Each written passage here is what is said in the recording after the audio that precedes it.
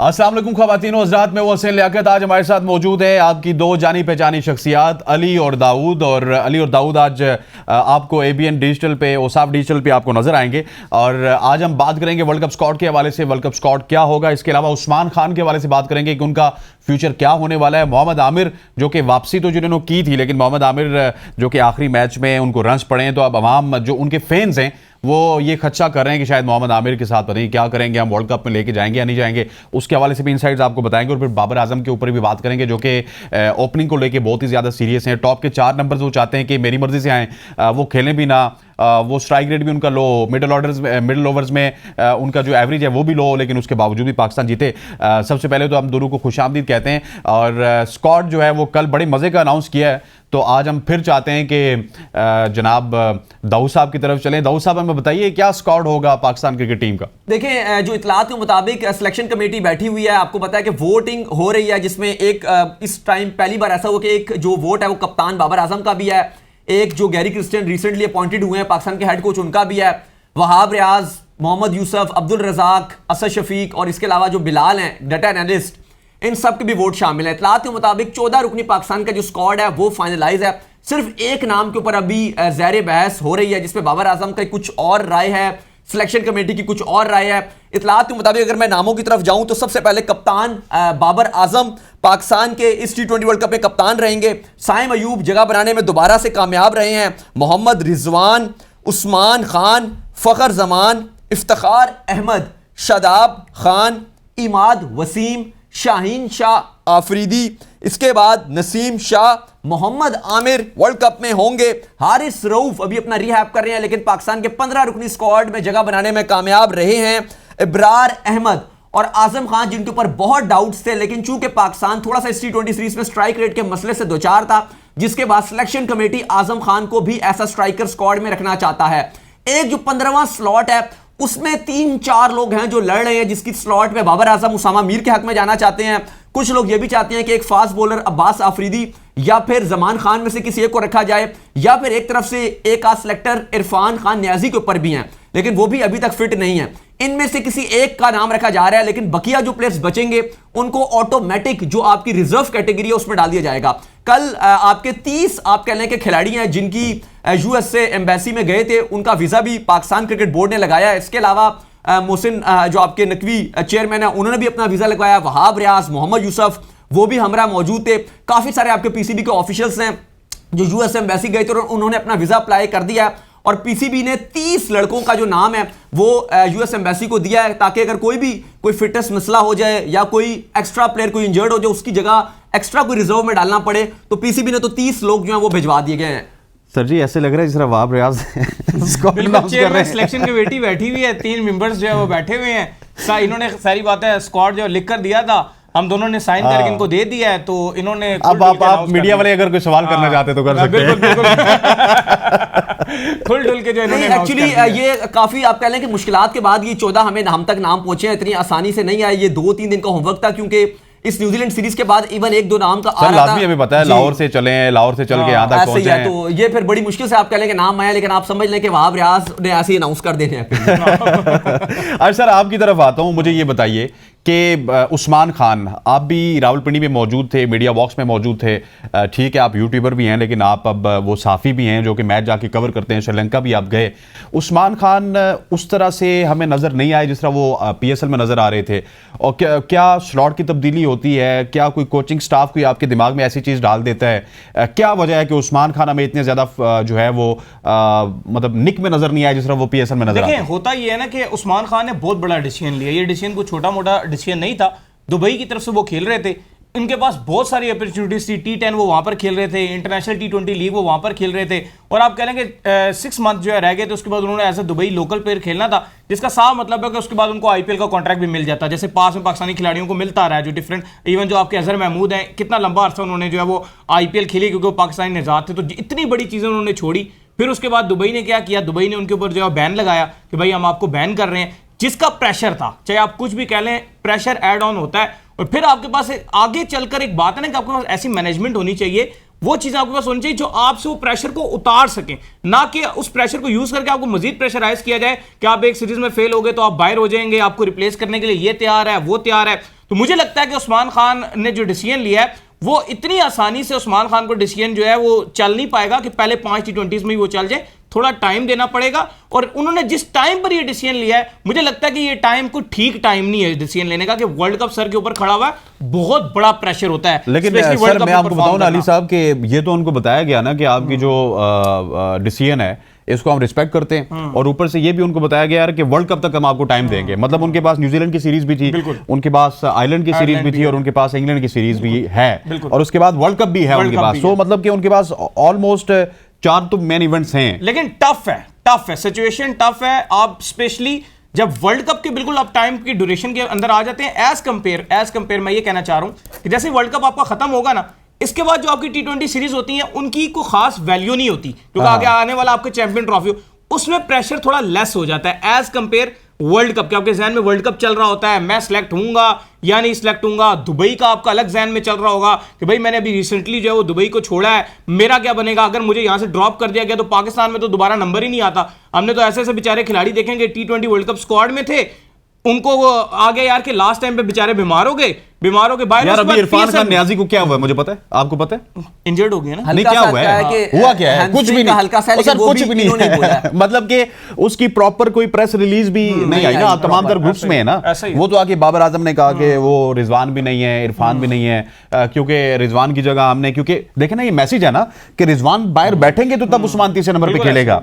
अब ये भी मैसेज उन्होंने दिया जी कि इरफान क्योंकि इंजर हो गया तो हमने फखर जमान को अकोमोडेट करना था, 2 मैचेस उनको अकोमोडेट कर दिया। सर आपसे ये सवाल ये है कि उस्मान खान जो कि इससे पहले हमने देखा है कि पाकिस्तान सुपर लीग में ही वो परफॉर्म करते थे, पाकिस्तान में इसके अलावा तो हमने नहीं देखा ना। बांग्लादेश में परफॉर्म किया उन्होंने, ILT में परफॉर्म किया, लेकिन आयरिश कंडीशंस में, इंग्लैंड की कंडीशंस में, और जो कैरेबियन की कंडीशंस हैं, असल इम्तिहान तो उनका वहां पे होगा कि डिफरेंट कंडीशन में कैसा खेलते हैं। देखिए पहले तो ये है कि जो लीग्स हैं और जो इंटरनेशनल क्रिकेट है बहुत ज्यादा डिफरेंस है इसमें। ऐसा नहीं है कि अगर PSL है और वही आप अगर आप कह लो कि बेशक आप आयरलैंड से भी खेल रहे हो, लेकिन और अगर आप कहो इवन मैं तो आयरलैंड को हल्की टीम नहीं देखूंगा इन आयरलैंड, उनके पास जिस तरह के फास्ट बॉलर्स हैं, चाहे जॉश लिटल की बात कर लें या बाकी उनके पास जिस तरह के बॉलर्स हैं, बैटर्स की बात कर लें, टैकर हैं, ये जिस तरह से क्रिकेट खेलते हैं ये अटैकिंग मोड पे खेलते हैं, और ये इतना आसान नहीं है पाकिस्तान के लिए होगा, क्योंकि आयरलैंड भी इंग्लैंड की तर्ज की क्रिकेट खेलता है जिसे कहते हैं एग्रेसिव क्रिकेट। तो ये पाकिस्तान के लिए इतना आसान नहीं है। और उस्मान खान क्योंकि ठीक है उन्होंने PSL में रन बनाए हैं, लेकिन उनके अभी आप देखिए ना, अभी जो न्यूजीलैंड की सीरीज थी, इवन उन्होंने कुछ पैचेस में कोई रन थोड़े बहुत बनाए भी, लेकिन वो प्रेशर में ही नजर आए। एज कंपैरिजन अगर आप PSL में देखो तो किस तरह खुल के वो मार रहे होते थे, 3 सेंचुरीज उन्होंने इजीली मार दी, लग रहा था जैसे कोई रन बनाने के लिए कोई मुश्किल काम ही नहीं है। लेकिन वही उस्मान खान जब पाकिस्तान टीम में आए तो वो एक एक बाउंड्री बनाने के लिए कितनी मुशक्कत कर रहे थे, और कोई ऐसा बॉलिंग अटैक था भी नहीं न्यूजीलैंड का कि हम बोले जी कोई एक्स्ट्रा ऑर्डिनरी बॉलिंग अटैक आ गया, कोई एकदम से ट्रेंट बोल्ट, लॉकी फर्गुसन आ गए, ऐसा तो कुछ भी नहीं था।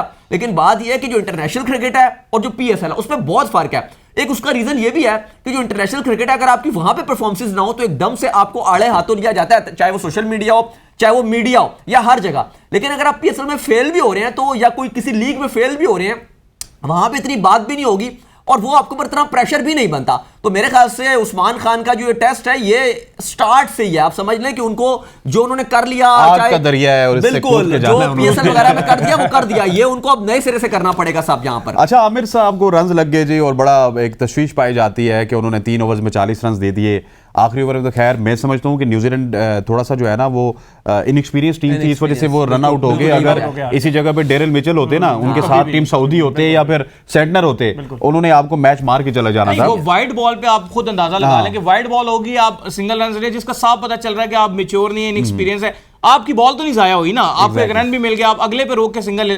फिर आप देखें उसने शॉट मारी, शॉट मारने के बाद वहां पर आराम से अगर वो ना भी भागता, सिंगल लेने की क्या सोचता है, लास्ट तक जाए, वहां पे वो डबल भागना स्टार्ट उसने कर दिया फजूल में। मतलब आप कह लें कि भागने। आमिर की जो आप बात कर लें, ठीक है आमिर को मार जरूर पड़ी क्योंकि उस दिन जो विकेट था वो था भी स्पिन ट्रैक, फास्ट विकेट था भी नहीं। 10 ओवर के बाद बाबर को जजमेंट हुई है कि भाई ये स्पिन ट्रैक है, उसके बाद उसने जाके 10 ओवर के बाद वो आप मैच में आके फिर आपने मैच दे दिया था, आपने चेंजेस वहां पर किए, वहां पे एक ओवर इमाद से करवाया, उसने विकेट लेकर दी। शदाब जिसको पिछले मैच में आप बॉल ही नहीं पकड़ा रहे थे, शदाब ने आपको विकेट लेकर दी, उसामा मीर ने आपको विकेट लेकर दी। लेकिन आमिर के साथ मैं फिर ये भी कहूंगा कि भजन आमिर बड़े मैच का बॉलर, हमने वहां आमिर प्लेयर को परफॉर्म करते देखा है जहां पूरे बड़े पाकिस्तान ने देखा सर, बड़े पूरी बड़े दुनिया ने साइड पर देखा हो जाते हैं। जहां 2019 का वर्ल्ड कप था इंग्लैंड के खिलाफ, इंग्लैंड में मैच था, क्या जबरदस्त किस्म का बटलर खेल रहा था, 35 रन रह गया था, बटलर वो शॉटें मार रहा था कि लग ही नहीं रहा था कि बटलर को कोई पकड़ सकता है। ऐसे लग रही थी बटलर ऐसे टेनिस की तरह मार रहा था, लेकिन वहीं पर आमिर ने वो स्लो डिलीवरी मारी, बटलर का निकला एज, पीछे बटलर का जो है वो कैच हुआ, बड़ा शानदार आउट किया। फिर 2017 चैंपियन ट्रॉफी की बात कर लें, विराट कोहली को आउट किया, रोहित शर्मा को उन्होंने आउट किया। तो ये कुछ ऐसे प्लेयर हैं, वर्ल्ड कप की भी बात कर लें, वो तो फिर नेक्स्ट लेवल है। लेकिन ये कुछ ऐसे प्लेयर हैं आपकी टीम के अंदर, जैसे आमिर हो गए, फखर जमान हो गए, ये नॉर्मली परफॉर्म नहीं करेंगे, आपको दिखेंगे भी नहीं परफॉर्म करते हुए,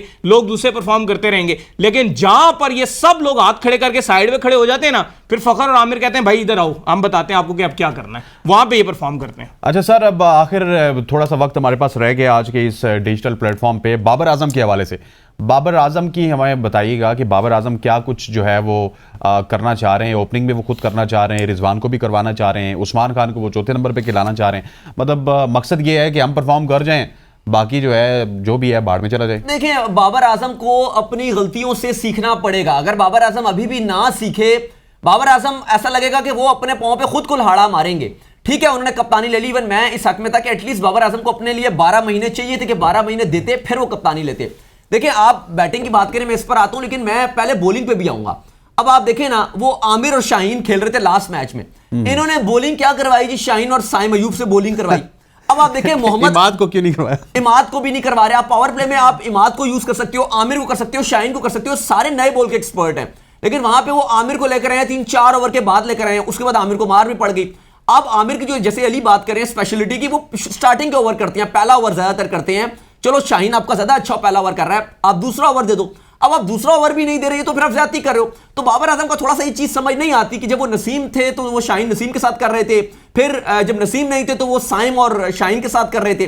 अब वही अगर आप बैटिंग में भी बात करें तो बाबर आजम जिस तरह से बैटिंग ऑर्डर भी लेकर चला रहे हैं, ये पाकिस्तान को हर्ट कर सकता है। मैं तो अगर मेरे बस में हूं तो मैं तो अगर साइम अयूब को अगर ये बाहर करते हैं कि उसकी फॉर्म नहीं है या वट एवर कोई रीजन होता है, तो मैं फखर जमान को आगे प्रमोट करूं कि भाई बाबर फखर के साथ फिर जाएं, फिर रिजवान को आप कहीं और 3 पे जा एडजस्ट करें या फिर नीचे आपको इनको एडजस्ट करें, फिर आप फखर जमान से ओपनिंग करें। क्योंकि देखो T20 बहुत छोटा फॉर्मेट है, 20 ओवर का मौका होता है, यूं गुजर जाता है। वो है ना कि नजर हटी तो दुर्घटना घटी, वो वाला कहानी है। यहाँ पे एक यूं आपका ओवर गुजरते हैं, तो आपको फखर जमान आपका हार्ड हिटर भी अच्छा है, और अभी वो ठीक है, वो पिछले न्यूजीलैंड सीरीज में प्रेशर में था, लेकिन अगर आप उसको ओपनिंग कराओगे थोड़ा कॉन्फिडेंस आएगा, और अगर उसने पावर प्ले आपका यूटिलाइज किया तो ये पाकिस्तान के लिए बहुत फायदा हो सकता है।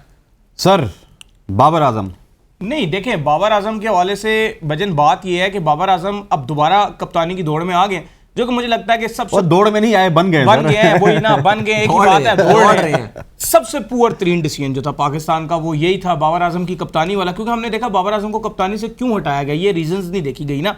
बाबर आजम ने आपको बहुत ज्यादा उनके फैंस हैं ना, उनको खुश करना पड़ता है ना, आपको गाली नहीं पड़ती?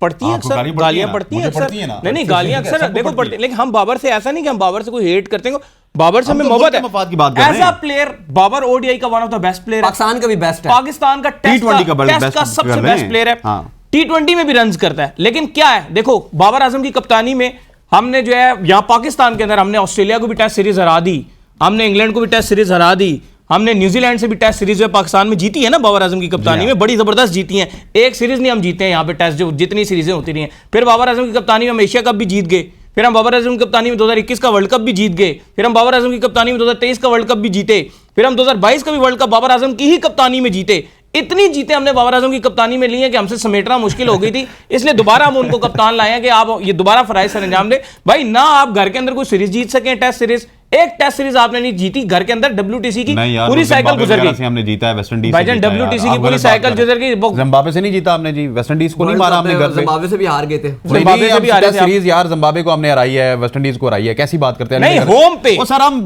जिम्बाब्वे और वेस्ट इंडीज को हरा, ऑस्ट्रेलिया को होम पे हराया था आपने, इंग्लैंड को होम पे हराया था आपने, बड़े बच्चे हैं। हाँ, वो फिर आप नहीं, आपने तो पिचें भी अजीब सी बनाई थी। फिर 2021 के वर्ल्ड कप की बात करें, कहते हैं हम कैसे खेलेंगे, बाबर छोटा सा बच्चा है। फिर एशिया कप की आप बात कर लें, एशिया कप में आपने क्या किया था? इंडिया वाले ले आए थे, फिर दुबई में भी आप गए, श्रीलंका में भी आप फिर गए, छोटे बच्चे थे, वो गलती थी बाबर। हाँ, वो देखे ना, वहां पर फिर आपने कुछ परफॉर्म। बात ये कि बाबर आजम बैट्समैन बहुत अच्छे हैं, लेकिन कुछ टेक्निकल चीजें हैं कप्तानी के अंदर जिसको लेके बाबर आजम इंप्रूव नहीं करते हैं, जो सच्ची बात है। मतलब बाबर आजम थोड़ा सा बॉक्स नहीं करते, किताबी जैसे उनको भूल जाता है मैच मैच के दौरान कि मैंने शदाब कवर कराना है, उनको भूल जाता है इमाद भी मेरा बॉलर है, इससे भी 2 ही कवर करवा लूं। मतलब वो उसामा मीर अगर मार खा रहा है, इसी को मैं पिटवाऊंगा। ठीक। अगर हारिस रऊफ जो है वो लगा हुआ है कि वर्ल्ड कप के अंदर उसको मंदिर का घंटा बनाया हुआ है, हर बैट्समैन ने जो आता है सबसे पहले उस पर टल्ली बजाता है, टर्न करके उसको छक्का मारता है, मैं इसी से करवाऊंगा पूरा वर्ल्ड कप, मैं इसी को खिलाऊंगा। ये बाबर का है कि बाबर एक बार अड़ जाती है ना, फिर वो तब्दीली नहीं करते। वैसे पहले हसन पे रिलाई किया तो हसन को गालियां पड़वा दी, वहां से उनको बाहर नहीं किया। वही उन्होंने दूसरी चीज की कि अभी हारिस रऊफ को पूरा वर्ल्ड कप खिला दिया, एक मैच उसको बाहर नहीं बिठाया। फिर खुशदिल शाह वो को साथ लगाया हुआ था। हमारे पास टाइम खत्म हो गया। मुझे ना एक प्लेयर है, मैं उसका नाम नहीं लूंगा, बड़ा बड़ा अच्छा दोस्त है, आपका भी दोस्त है वो।